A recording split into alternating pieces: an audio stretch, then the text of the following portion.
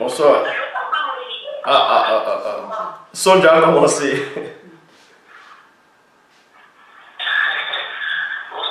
Bonsoir.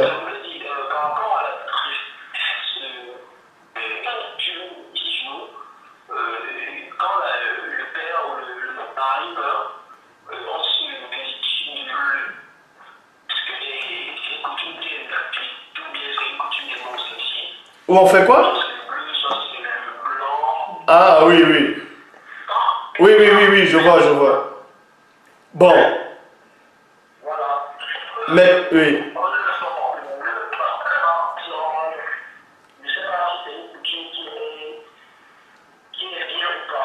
Voilà, la question est de savoir est-ce que c'est une coutume des initiés ou des non-initiés dans certaines tribus en Afrique quand il y a deuil, tel peuple ou bien telle famille vont s'habiller en noir, d'autres vont s'habiller peut-être en bleu. Est-ce que ça vient des initiés ou bien des non-initiés?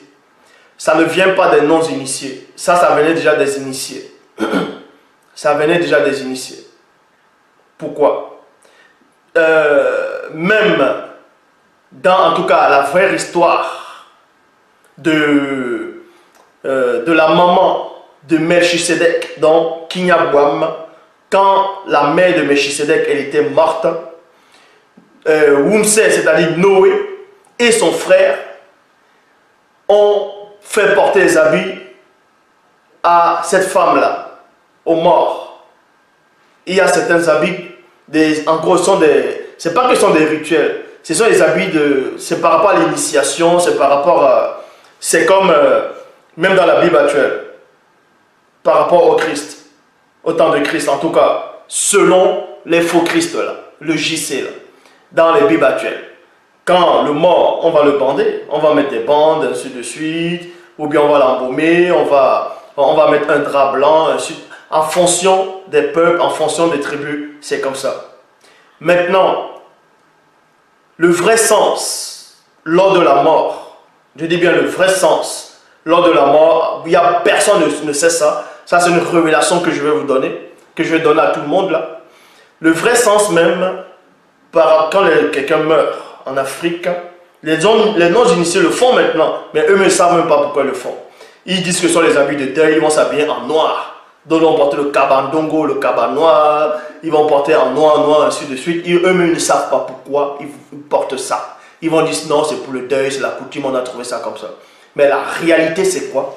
C'est que quand vous habillez en noir de cette façon-là, ça symbolise, parce que le noir, ce qui va représenter l'obscurité. Donc la personne qui meurt va dans l'obscurité.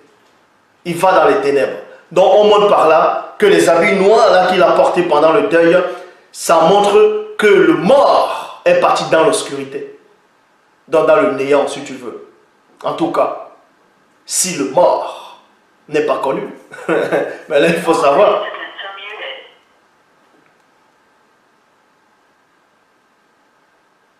C'est même pour ça que même dans la Bible actuelle, quand tu vas dans Jean chapitre 20, quand cette Marie-là est allée au tombeau pour voir le corps de Christ, elle a vu des gens là-bas après. Ils étaient habillés comment?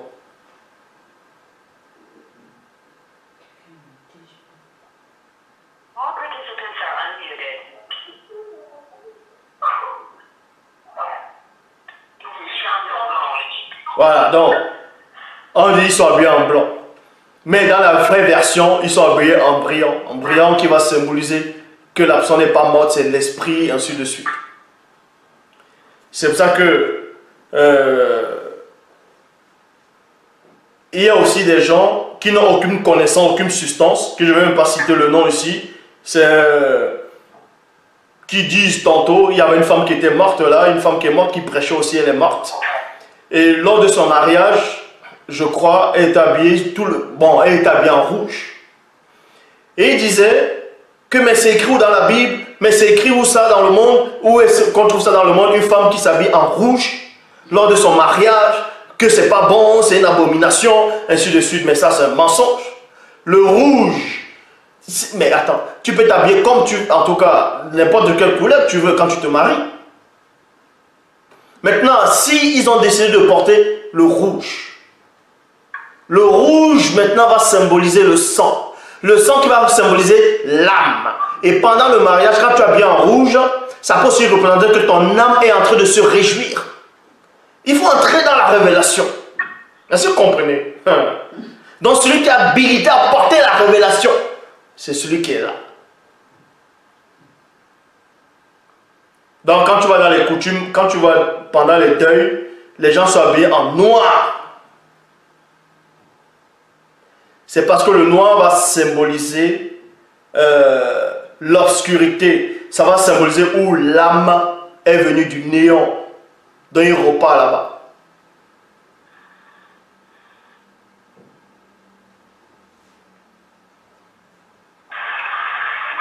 Oui.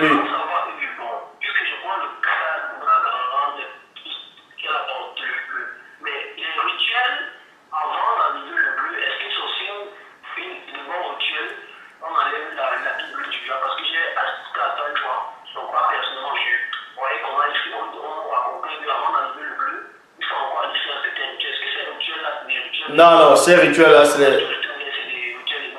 Non, ça, c'est les rituels des non-initiés, ça. En gros, ils ont copié les initiés, ils ont rajouté autre chose là-dedans. Certes, pendant la mort, il y a des cérémonies. Il y a des cérémonies. Celui qui va dire le contraire, c'est menteur. Même quand le Christ, selon la Bible actuelle, est mort physiquement, il y a eu des cérémonies, on a embaumé son corps. Embaumer le corps, oindre le corps, ainsi de suite, ça fait partie des cérémonies. Maintenant, les non-initiés vont prendre ça pour rajouter autre chose là-dedans.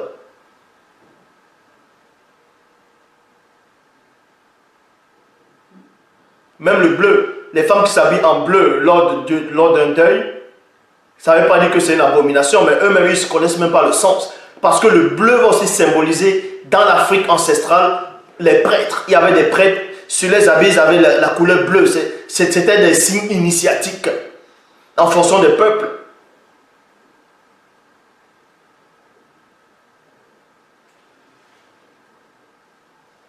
Maintenant, quand tu vois l'eau, d'autres vont dire, oh, l'eau est bleue, mais ce sont les coraux qui font ça.